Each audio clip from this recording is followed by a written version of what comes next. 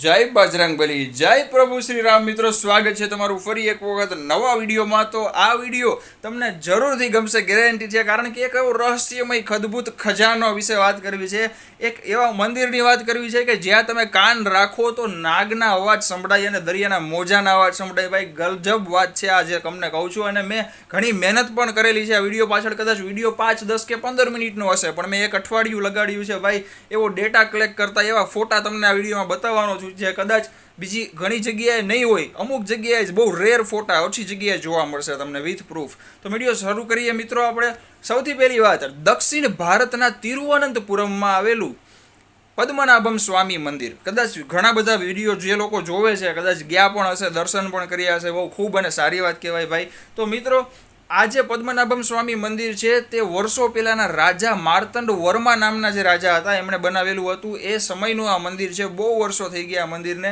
તો મિત્રો, આ જે મંદિર છે ને, ગર્ભગૃહમાં 7 દરવાજા આવેલા છે. કેટલા? 7 દરવાજા.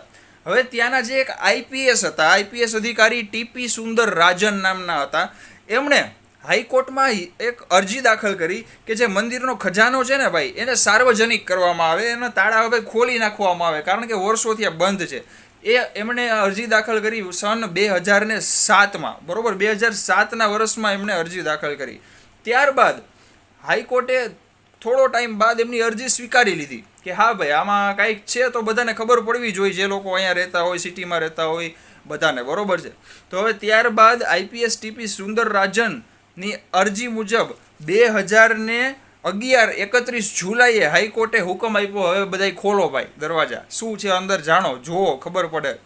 તો એક દરવાજો ખોલ્યો, 2, 3, 4, 5 ને 6 દરવાજા આરામથી પ્રેમથી ખોલ્યા મિત્રો. 6 દરવાજાના તાળા તોડીને ખોલવામાં આવ્યા, કારણ કે ચાવી તો કોઈ પાસે હતી નહીં. તાળાય ગજબના મોટી સાઇઝના, બરોબર છે.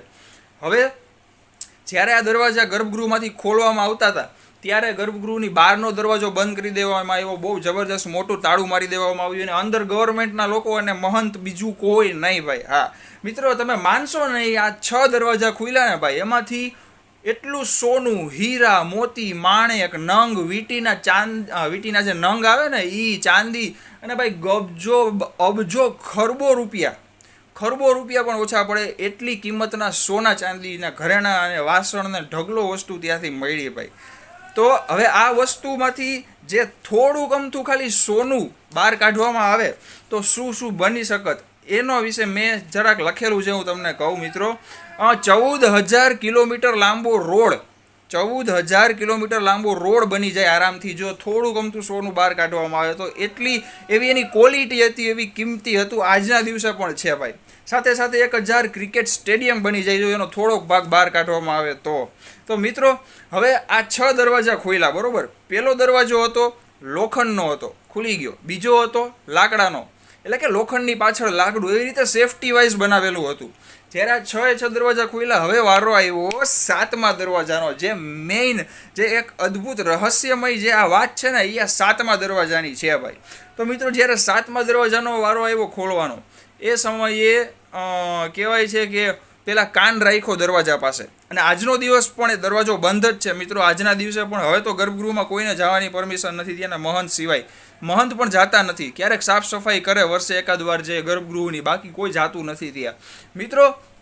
જ્યારે ગવર્મેન્ટના અધિકારી અને મહંતે કાનનો દરવાજા પાસે કાન રાખ્યો ને જ્યારે, એ સમયે જબરજસ્ત એક એવું કહેવા માનવામાં આવે છે, મેં જે મીડિયા રિપોર્ટ જોયો એ અનુસાર, કે એવા કાન પાસે દરવાજાની અંદરથી નાગના અવાજ જે આવે ને, આમ એવો અવાજ, નાગ આમ જીભ કાઢે ત્યારે એવો અવાજ ઘણીવાર તમે સાંભળેલું હશે.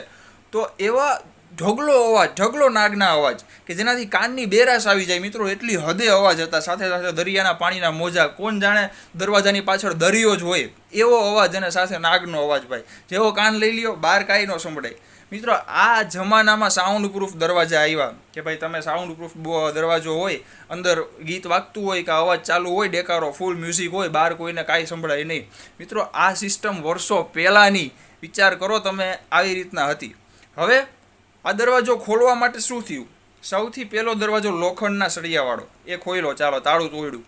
ત્યારબાદ એક લાકડાની પટ્ટીનો દરવાજો કે એવું કંઈક ટૂંકમાં એવું હશે, ધાતુ કે એવું, ખબર નહીં શું એ મટીરિયલ હોય, એનું પણ તાળું ખુલ્યું, 2 દરવાજા ખુલ્યા. હવે ત્રીજો મેઇન દરવાજો આવ્યો, જે તમે ફોટો જોવો છો નાગદાદાનો, બરોબર છે.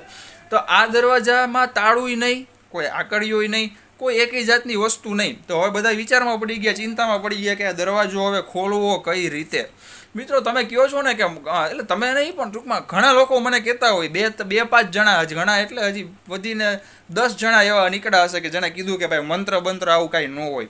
કાંઈ વાંધો નહીં, જે માનવું હોય તે માને જ છે ભાઈ, ન માનવું હોય ન માને, એમને મુબારક, બરોબર. પણ આજના સમયે મંત્ર કામ કરે છે ભાઈ.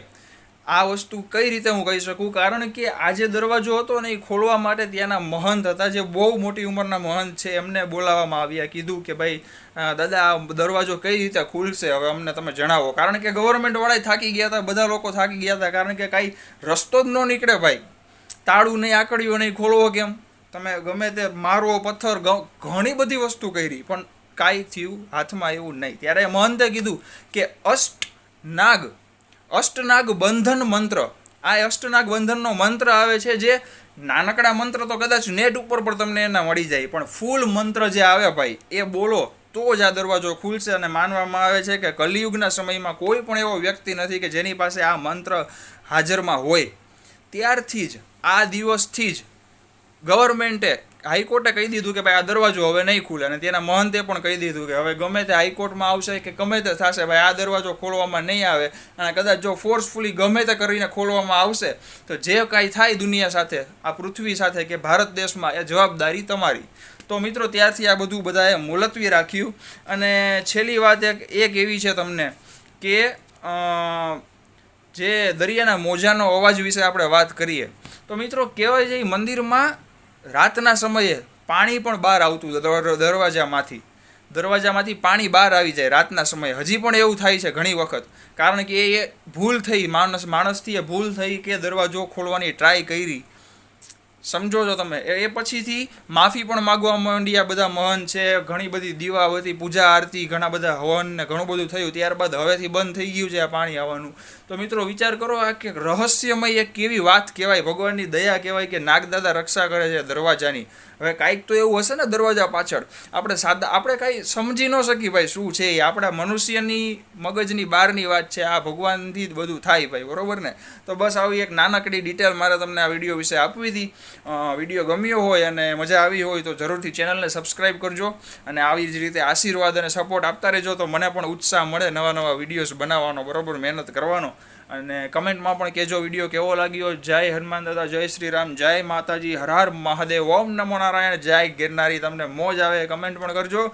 મારું ઇન્સ્ટાગ્રામ અકાઉન્ટ છે કરણ દવે, સર્ચ કરશો તો પણ આવી જશે, અથવા તો karan.dave_official11 કરશો તો પણ આવી જશે. આ ચેનલને પણ જરૂર સબસ્ક્રાઈબ કરજો અને ખુશ રહેજો. બસ બીજું બધું તો ઠીક, બરોબર ને? મોજમાં રહેવું